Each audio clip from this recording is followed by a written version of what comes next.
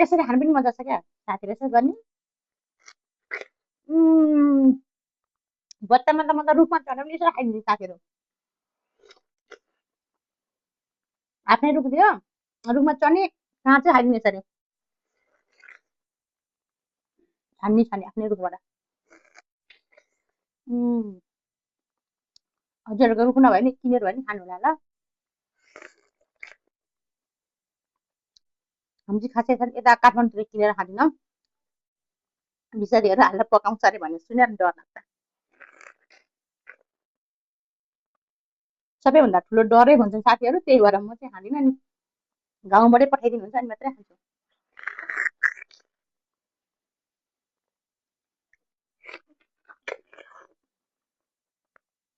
फेरि पनि असार 15 को सबैलाई शुभकामना छ है।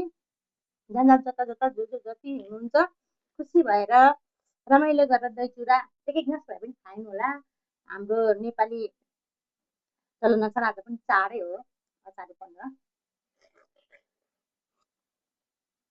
यता चाहिँ चिउरा ढाडिनु लाग्छ साथीहरू, खाँदै गर्नु पर्यो।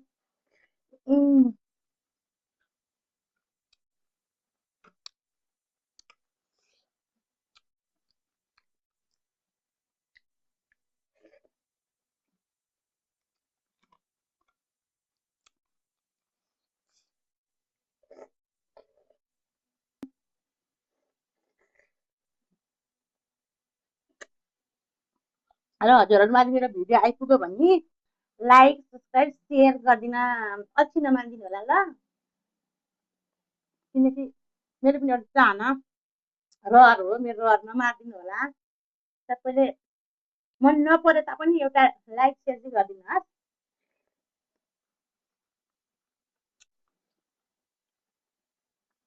अनि मेरो भिडियो कस्तो लाग्छ कमेन्ट पनि लेखिदिनु न।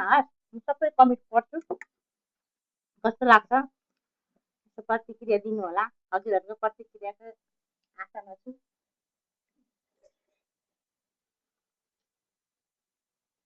हजुरहरूलाई देखाइदेखि मेरो हामी त मेरो पनि सानो होइन तर पनि कस्तो हुँदो रहेछ।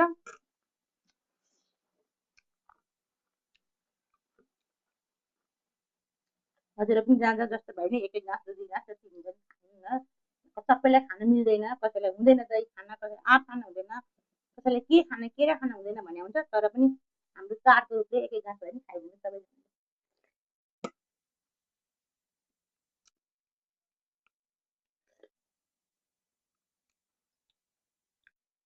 मेरो छोराको मेहनत हो।